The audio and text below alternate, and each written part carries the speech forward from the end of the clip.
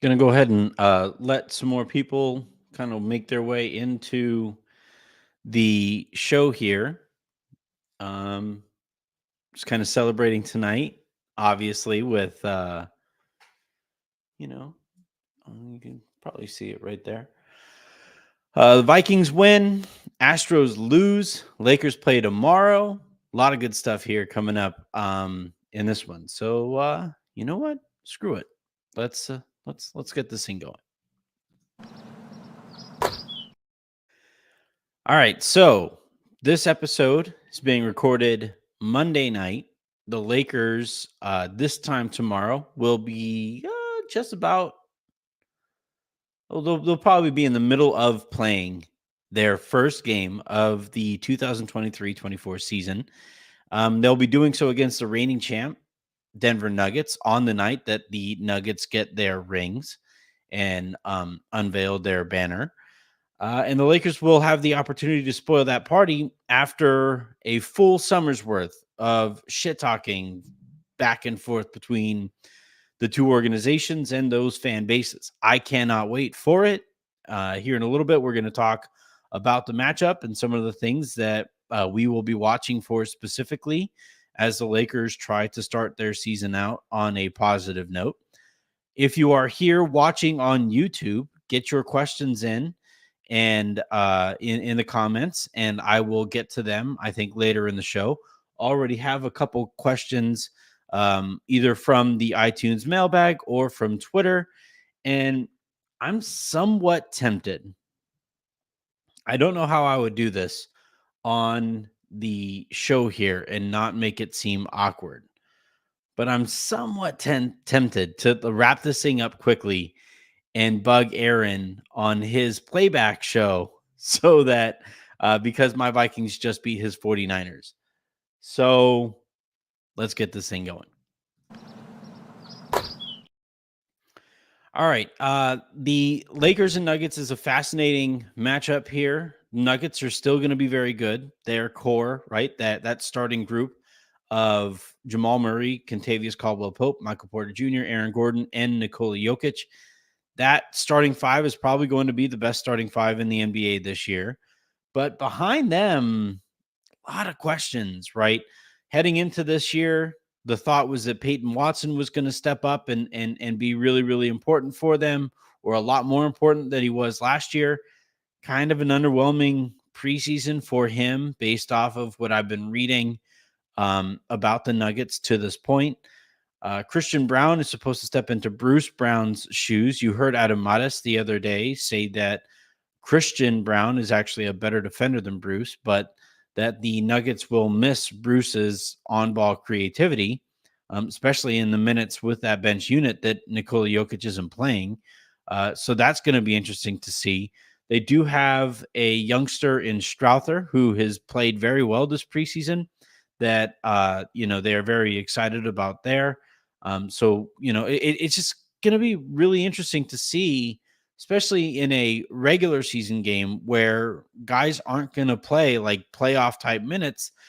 I'm really curious to see how the Nuggets look when they go to more bench heavy lineups, given how unproven a lot of that team is, especially at the beginning of the year, right? It's one thing at the end of the year when their young guys will have a few more reps behind them, right? Or if the Nuggets do wind up making a trade to improve some of their depth. It's one thing for this matchup to look that way in the postseason, a few months from now or later in the season. But on opening night, and given the excitement in that building, I'm really curious to see how some of those young guys fare in that setting. And I think quite frankly, that's an opportunity that the Lakers can really take advantage of in this matchup on opening night, as their intent will be to ruin that night for the Nuggets, which would be pretty nice. I'm not gonna lie. In terms of like main rotation against main rotation, the I think biggest advantage going into this game is going to be Jokic against the Lakers front court. Yeah, Anthony Davis is about as well equipped as any human being on the face of the planet to deal with Nikola Jokic. That didn't go so well last year in the postseason, and how he responds to that and to all of he being Anthony Davis responds to that and to all of the crap that was talked is going to be really interesting to see. So that I think is going to be the number one question that the Lakers and I mean the rest of the league have to answer when they're dealing with a Nuggets team that has a truly driven Nikola Jokic, right? He's going to be trying to get back into that MVP conversation in the same way that he was last year, and he's that talented a player that yeah, he's going to be a freaking load to deal with. So I'm really curious to see whether it's Anthony Davis responding to that call or if the Lakers try to do what they did last year and try to use AD in a more off-ball approach where he is helping off of the weak side, and you have your Jackson Hayes, your Christian Woods, your LeBron James, your Rui Hachimuras trying to contain Jokic as much as they possibly can. And look, saying the sentence, having your Christian Woods and your Jackson Hayes try to contain Nikola Jokic, that's effing terrifying. I would that is not something I really want to watch very much of. So I think it is going to be AD who gets that call initially. A little bit later in the show, I have a listener who is asking about the starting five. I'll get to that then. But in this matchup in particular, the Lakers don't have very many answers for Nikola Jokic. But that said, they are significantly better equipped to take advantage of some of Denver's weaknesses defensively, where, last year Denver was able to look like a much better defensive team. And I think they actually were because AD couldn't shoot, because LeBron couldn't shoot, because Dennis Schroeder, even if he can shoot, has such a slow release that teams have forever to respond to him being open at the 3-point line. In this case, AD is already shooting the ball better this preseason. That has been a very notable improvement. Same goes for LeBron, for that matter.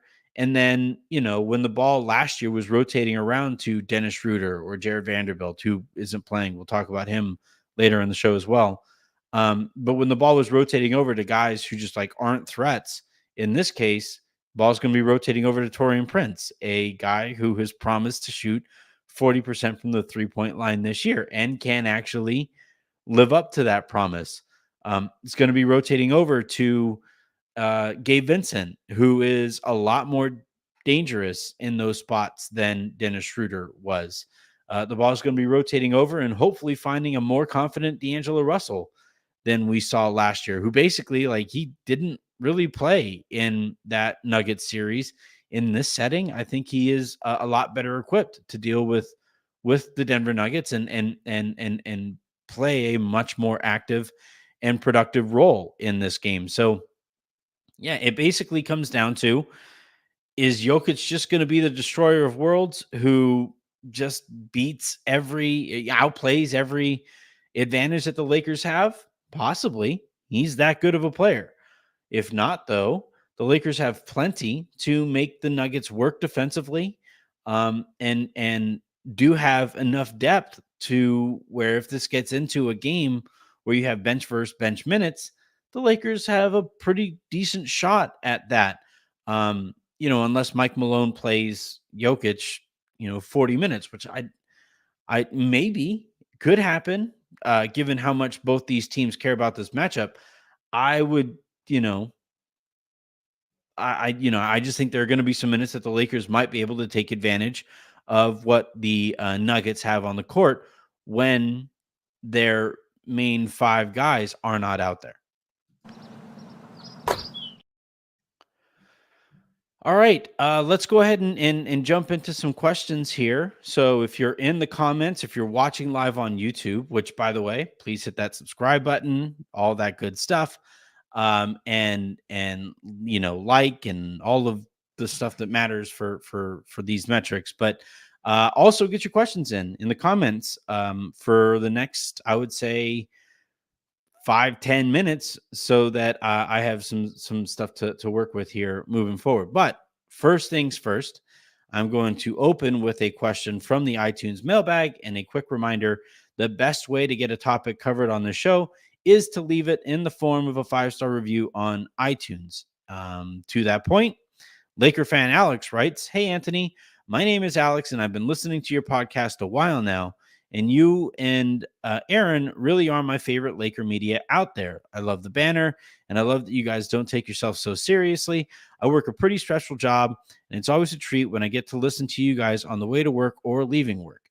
I met Aaron at the Palm Springs game last night, and he let me sport the championship ring. Aaron is really good with this stuff. If you go to a Laker game at that building, which will remain nameless, uh, hit him up. Send him a message on Twitter. He will find you. He will show you that ring. He'll take a picture with you. He is very good at that stuff. I'm really happy to see Alex got to live this out. But yeah, I met Aaron at the Palm Springs game last night. He let me sport the championship ring. Thanks again for that. It made my night. To end on the mailbag question, I saw a guy wearing a Westbrook jersey at the game last night. I think I almost vomited in my mouth. What former Lakers jerseys immediately get your respect, and what would make you cringe? Thanks, Anthony. Thank you for all the kind words. I really appreciate it. So, I mean, like, obviously, like, seeing a Kobe jersey is always going to mean something special. But in terms of like niche jerseys that like really make me go, oh, that guy or that person is like, they get it. They are Lakers fans. Eddie Jones is a good one. Lamar Odom is a personal favorite. Pau Gasol is another good one. Trevor Ariza, oddly, is a fun one to rock. Those guys are good. Michael Cooper, if you're not going to wear like a Magic or a Kareem jersey to represent Showtime, Michael Cooper or James Worthy are fun ones. I always like people who wear important role players, the guys whose numbers aren't up in the rafters, but played an undeniable role in important Lakers teams, right? So the Derek Fishers, I mentioned Ariza, I mentioned Lamar, I mentioned, well, Powell's going to be up in the rafters or is already there. But those kinds of players, right? Michael Cooper and so on and so forth. I think Byron Scott, I don't think he's up there. Byron's a good, if you just ignore the whole coaching fiasco. Byron is a good jersey to wear just from like a player perspective. But those are generally like my favorite kind of jerseys. And then from there, you can really dip into the niche, right? You could go with like a Sadale 3. That one would, like, if I saw a Sadale 3 jersey, I'd be like, dude, I would take a picture with that person. I'll take a picture with anybody who asks for it. But if you're rocking a Sadale 3 jersey, that's a good one. So he's a good one. Anthony Peeler was a personal favorite of mine. I know it didn't end well because of the 1-2-3 Cancun thing with Nick Van Exel, but Nick the Quick was so effing cool to watch while he was a Laker. That would be a good one. He's a GOAT interview. Like, he's somebody who I would really like to get on the show at some point. But those are the jerseys that kind of, I know I named a whole bunch of people, and my brain is like, I have way too much Lakers information up here and not nearly enough important information that actually matters in life. But those are the kinds of players that I really like. The guys who helped the Lakers win championships and maybe didn't necessarily get the representation up in the rafters. I'm not saying that all of them deserve to be on the level of James and Magic and Kareem and Kobe and Shaq and Pow or whatever. But like Lamar Odom, they don't win that championship without him. An Andrew Bynum jersey would make me smile. Like, those kinds of jerseys, really kind of get me going. And yeah, those ones are fun. Those ones would be great. And that's actually one of the best things about going out to Vegas, are the amount of like niche NBA jerseys that you see out in that setting. It's really great stuff. All right, so the next question here comes from that's Joey Smith on Twitter. What would be your starting lineup? You good with Prince or with Torian. Yeah. Yeah, we talked about this today on the episode that I recorded with Harrison and Pete. Hope you guys check that out either on the pod feed or here on YouTube. But Torian, I think, makes the most sense as he bridges the gap between effective defensively and also, you know, the kind of spacing that would really make the Lakers starting five difficult to guard. So I think Prince makes the most sense there. It's a bummer that we aren't going to see Jarred Vanderbilt. I don't think, or the reports are that he isn't going to play in tonight's game. By the time you guys are listening to this on the feed, again, I'm going to talk about Vanderbilt here in a little bit. But yeah, I think Prince makes the most sense there. And look, I just talked about how effective I think the Denver Nuggets starting five is going to be, but the Lakers starting five is pretty damn competitive given, D'Angelo Russell and Austin Reeves really play well off of each other and importantly off of LeBron and AD. Those LeBron and AD guys are pretty damn good. And you have Taurean Prince, who is, I would say, for the first time in the LeBron and AD era, no, I take that back because Kuz was really good and KCP was good, really good. But since those guys' departure, he's finally a move towards in that direction of a floor spacer who isn't a disaster defensively, right? Carmelo Anthony was really effing good as a floor spacer, especially earlier in the season, but he was a disaster defensively, right? Wayne Ellington was, didn't make as many shots as you were hoping. Reggie Bullock didn't make as many shots as you were hoping, but defenses did care when they were open out there on the perimeter and responded to it accordingly. It just so happened that neither of those guys could defend their shadow. In this case, though, Prince is a professional defender, and he is really effing good as a catch and threat type player, whether he's catching and shooting or catching and attacking. He is very good at that stuff, and he to me makes the most sense in that role. Next question comes from Zgu DM. Do you think the guards will initiate offense more often than not when Bron is on the floor in the regular season?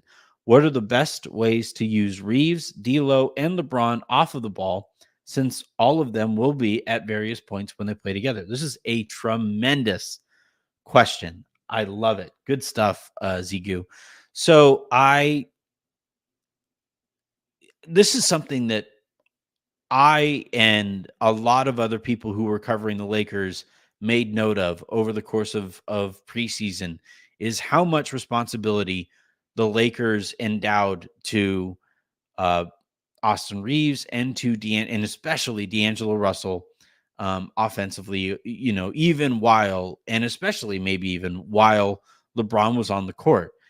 I do think that is something that the Lakers and he have been really looking for, right? That was the whole point in bringing in Dennis Schroeder. And that was the whole point in bringing in Russell Westbrook, was to make those minutes a little easier on LeBron from a creative standpoint. Tough part is that in both of those cases, those guys also made life more difficult on LeBron, because when he had the ball, defenses just didn't care that those people existed. In this case, though, defenses are going to care when Austin Reeves is open on the perimeter. Defenses are going to care when D'Angelo Russell is open on the perimeter, especially in the regular season. That might change come playoff time, because teams are going to try to find whatever way they can to play those guys off of the floor, and hoping that they miss a whole bunch and daring them to shoot as they maybe struggle offensively. That's how you kind of get them off of the floor, as well as attacking them defensively. But I do think in the regular season, you are going to see a lot more on-ball time from D'Angelo Russell and from Austin Reeves, and maybe a lot less of it from LeBron James until it comes time to win games. At that point, what'll be nice is LeBron will have spent most of the game not creating for everybody.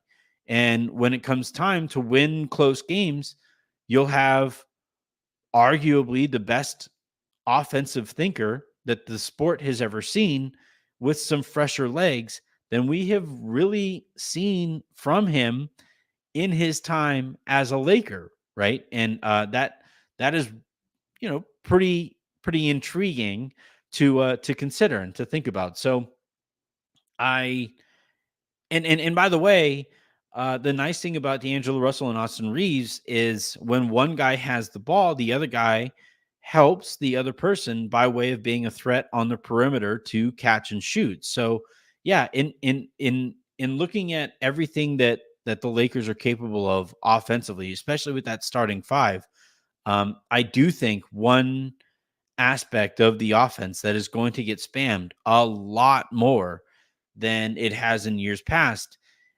is point guard or guard driven creation, that LeBron can play off of as a secondary creator. Think like, imagine, right? Just picture this as a possible set. D'Angelo Russell on one side of the court, probably on the right side of the court. He has the ball up there at the top, and AD comes and sets a screen, and D'Angelo Russell gets into the middle of the court, as a defense is spread out, because on the weak side you have Austin Reeves, on the weak side you have uh, Taurean Prince, and that LeBron guy who defenses aren't gonna like ignore while he's out there either. And you have big chunks of the court for D'Angelo Russell and Anthony Davis to work in the pick and roll. Like, that is terrifying for like defensive coaches are going to find that absolutely terrifying. Same goes for Austin Reeves pick and rolls. One thing I'm going to be really watching for this year are going to be situations where LeBron sets a screen and gets put into the short roll where he gets ahead of steam going against the defense that is down a man. That's kind of terrifying. So yeah, I do think offensively, to actually answer Zigu's question, whether it's Russell, whether it's Reeves, whether it's Vanderbilt, I do think you are going to get a lot more guard creation. And most the thing that makes me the most excited about it, about this here, is that even if it isn't guard creation, it's going to be, whatever guard is out there, whether it's Vincent, Reeves, or Russell, they are also going to enable LeBron sets by way of being threats on the perimeter in ways that Dennis Schroeder wasn't, even Alex Caruso wasn't, or certainly Russell Westbrook wasn't. This team offensively makes a whole bunch of sense. And yeah, there are some questions defensively, but offensively, man, I can't wait to watch this team really start clicking as we get into the season, so long as everybody stays healthy.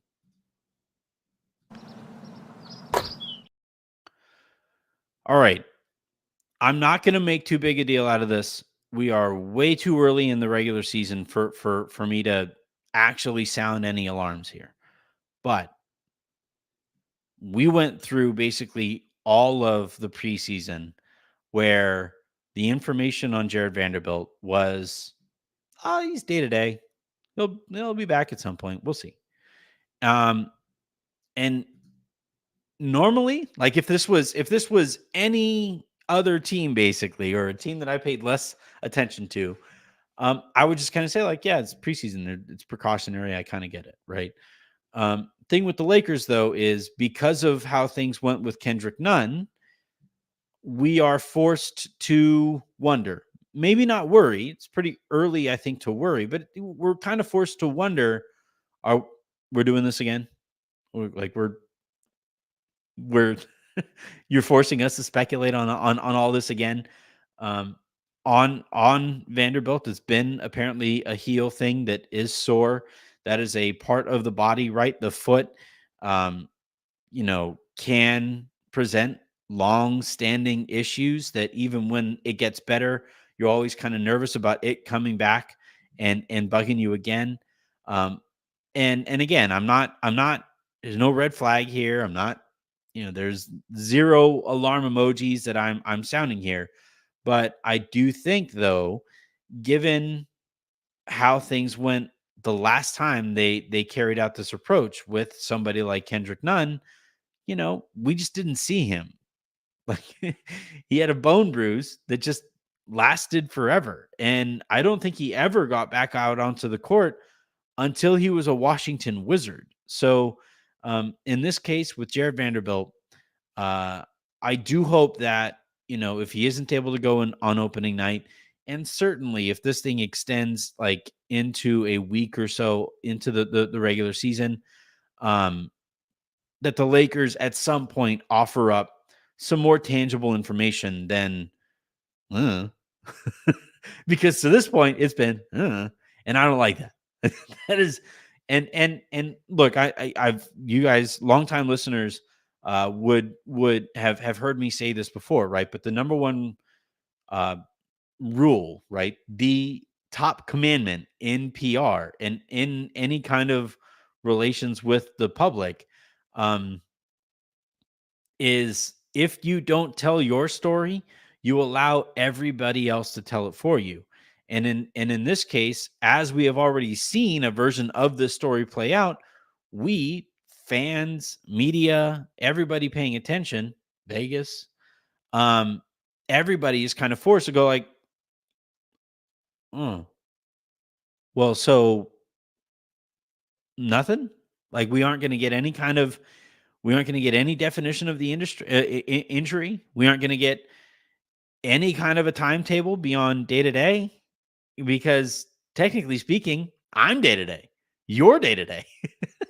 And at some point here, I think the Lakers would be better served, even if it's conservative. Just come out and say, like, yeah, we'll evaluate him again in 2 to 4 weeks, and we'll see what that kind of looks like. And yeah, eventually we started to get that with Kendrick Nunn, and the real red flags showed up with Nunn when you would get to that like 2 to 4 weeks, and then they wouldn't update like the reevaluation, right? And yeah, like having gone through this once, of course Lakers fans are always going to be kind of like iffy about this.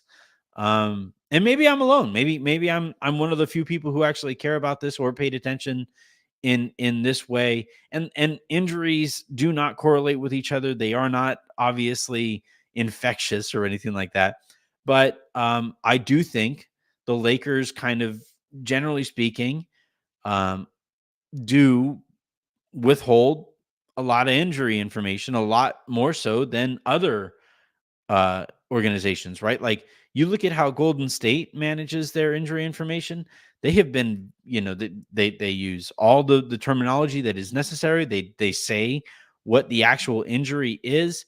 They provide a timetable, and at the end of that timetable, if they offer up information on what the reassessment of the situation is, and I think it keeps everybody a little calmer, right? And yeah, like I've been going back and forth with Brian Kamenetsky of my old show, talking about this and the way that the Lakers handle this, and he's right. Like technically, they don't owe us anything, but the league also kind of sort of decided by way of welcoming all of the gambling dollars, you do kind of owe everybody something. You do owe a little bit of information here, because people are putting their money on the line as and given the information that teams offer up or don't. And in this case, the Lakers have been very reluctant to offer up any kind of tangible information. And I just frankly disagree with the approach. So hopefully this won't matter. Hopefully a week or so from now, Vanderbilt is back out on the court and we could all move forward. But until then, and because of how things have gone out in the past, kind of left to go like, oh, all right, here we go. All right, going to scan the comments one more time here and see what we're looking at here. I don't necessarily. Oh, I guess. All right. So Demetrius Lee on YouTube here is asking, why is everyone sleeping on Reddish? I seen him in college. He's tough. Give him time. We have multiple organizations: the Hawks, the Knicks, the Blazers, and now the Lakers, who have given Cam Reddish time. Um, he's super talented, right? Like I could totally see, and at one point was the top prospect, I believe, in high school basketball. he is very, very individually talented. He also might have negative IQ points as it pertains to playing team basketball that leads to wins. And whether that's offensively, defensively, what have you, uh, Reddish really needs to clean up some pretty bad habits that, like so I have a few friends, obviously, given the industry that I'm in, who analyze prospects coming up, and one of my actually kind of closer friends is a guy named Brian. Um, on he does some draft stuff for Twitter, and he always one of the kind of player archetypes that he gets nervous about are the Cam Reddishes of the world, who all of a sudden were like 6'7", 6'8", and maintained their hand-eye coordination and maintained their athleticism, and were just destroyers of worlds in high school. But then as everybody catches up to them, whether that be in college or especially in the pros, because they have developed the habits that come with just being better athletes than the players around them, uh, don't allow themselves to catch back up to the players who pass them or the players that they aren't as good at, as in the NBA. And I think Reddish is unfortunately kind of like the perfect example of this theory. I hope I'm wrong, and the Lakers have had success in the past with betting on pedigree, developing that pedigree, and getting more out of a player that the rest of the league kind of gave up on. But as of right now, I did not see anything in the preseason that would indicate to me that Cam Reddish really deserves a spot in the rotation. All right. So we got one more question. Hey, Anthony. This is from Jesus Days. Hey, Anthony, feel like the Lakers are one star big man away from winning the championship. My ideal big would be Laurie Markkinen or Miles Turner, who has been on the Lakers' radar for like years. The problem with both of those guys is that the Lakers would have to give up somebody to get them. And, are you giving up, and you have to give up somebody that the other team would want, right? So, like, I don't think the Utah Jazz have any real interest in D'Angelo Russell. I don't think the Indiana Pacers, who already have too many guards, are all that interested in D'Angelo Russell. And yeah, you can say, like, theoretically you could bring in a third team or whatever, but that just brings in a whole nother set of desires that make those trades very complicated. And the same kind of can be said about, like, the other player that you're trying to move there is Rui Hachimura. And if he's a legit 3-and-D wing, do you want to move him for somebody who would spend quite a bit of time as like your backup big? I if you were going to acquire a Miles Turner, you would have done it, I think, at last year's deadline. And I think now that time is behind us. That said, I do agree, though, that the Lakers are probably going to need a more physical big to help deal with Nikola Jokic. Maybe Jackson Hayes develops into that, but he's very slight of frame. I don't necessarily see that. Maybe that's Christian Wood, but also very slight of frame, and he has a very long career now in the NBA that would indicate that he is not that kind of a player. So I do think at some point the Lakers probably will need to bring in a more physical, bruising big just to, like, push back against Jokic and have him feel like somebody is actually standing behind him in ways that he won't if if it is, Wood or Hayes back there. Hell, Anthony Davis is really effing good defensively, and for stretches of that time, stretches of those games in that 4-game sweep in that series, Jokic didn't even feel him. So my actual theory on how to defend against Jokic is actually to bolster your perimeter defense so that you have enough guys who can kind of pinch in and help, and then also recover to other guys, and help the helper and all that. I actually think that's your best chance at defending Jokic, because I just don't think there is any defending Jokic. Just like there's no defending peak LeBron, and there was no defending peak Steph or peak Kobe. You basically just have to equip your team in ways that can take advantage of how great they are at some aspects of the game and not as great at others.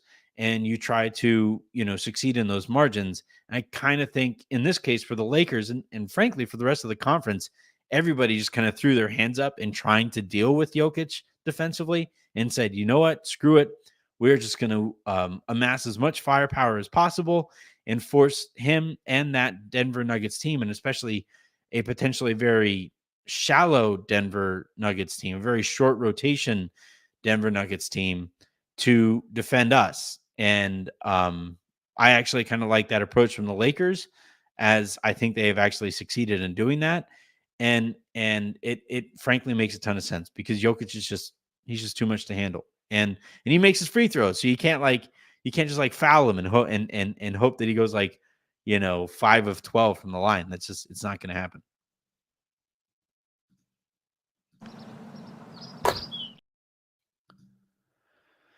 All right. That is going to do it, I believe. Thank you everybody for tuning in. Nice showing tonight for given that this is on the heels of a Monday night game and on NBA Eve.